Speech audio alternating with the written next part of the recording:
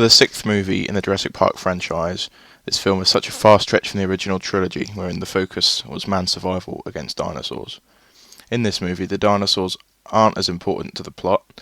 The main antagonist is a guy called Lewis Dodgson, who's in charge of a company called Biosyn, which kidnaps returning character Maisie Lockwood.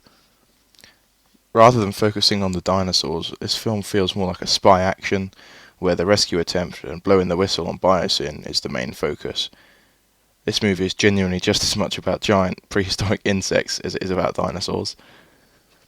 In Jurassic Park, The Lost World, and Jurassic Park 3, the storyline, put super simply, is just basically man versus dinosaur, which again doesn't feel like this is the case in this movie.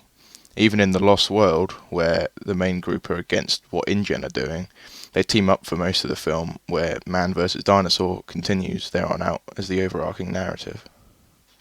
The CGI on some of the dinosaurs in this movie looks awful, most notably the baby Triceratops. Some of the motorcycle scenes look like they're filmed using a blue screen, and it totally breaks the immersion. For a budget of $165 million, the effects were alright, but some of them weren't great. Especially compared to Top Gun Maverick, which just came out also.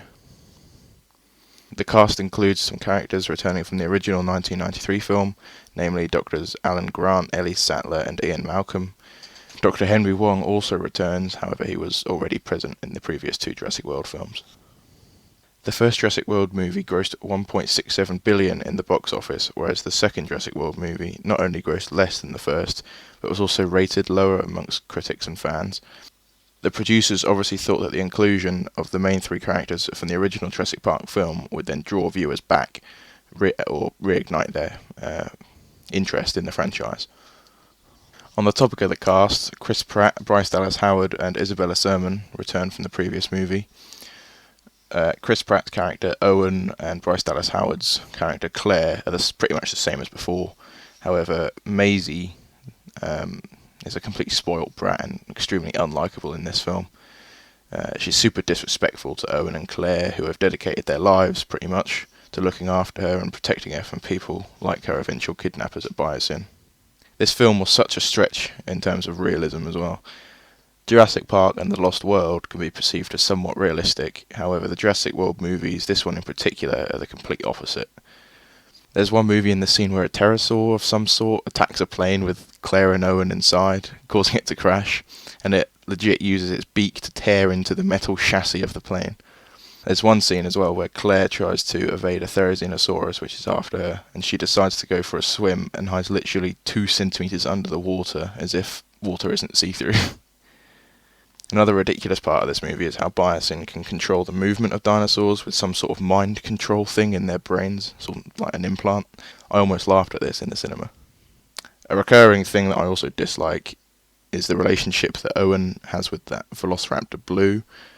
I'd need to have an excessive number of fingers to count how many times Owen raises his hand at the raptors in this movie as if they're like trained dogs. Little tip, if you have your hand raised and the animal is growling at you in an attack position, it's not trained properly and you should probably be worried. There's a dinosaur fight at the end of the movie, similarly to how Jurassic World ended. This scene makes the movie seem more like a monster film like Godzilla vs. Kong than a worthy end to a legendary franchise like Jurassic Park, and it's very disappointing. The T-Rex and the Therizinosaurus end up teaming up to kill the Giganotosaurus, and it's quite cringy. There were a couple good points to this film, although there were only a few. I thought the Giganotosaurus, Therizinosaurus and Pyroraptor looked cool. The Pyroraptor, however, despite being included in the trailer, was only present in one scene, which is a shame, since it could have been included in a much better way, rather than an ultimately meaningless scene that lasted only about 3 minutes. The trailer also featured several scenes which would lead viewers to believe that the focus of the movie would be on dinosaurs cohabiting the real world with humans, similar to how the T-Rex got out in The Lost World. However, the trailer, the teasers, and the scenes at the end of the previous movie that teased this, they all just lied. This was not the case. To conclude, I don't think this is a good movie at all. I didn't enjoy it one bit, and I wouldn't recommend it to anyone, especially if you're not already invested in the franchise. I'll give this movie a 5 out of 10.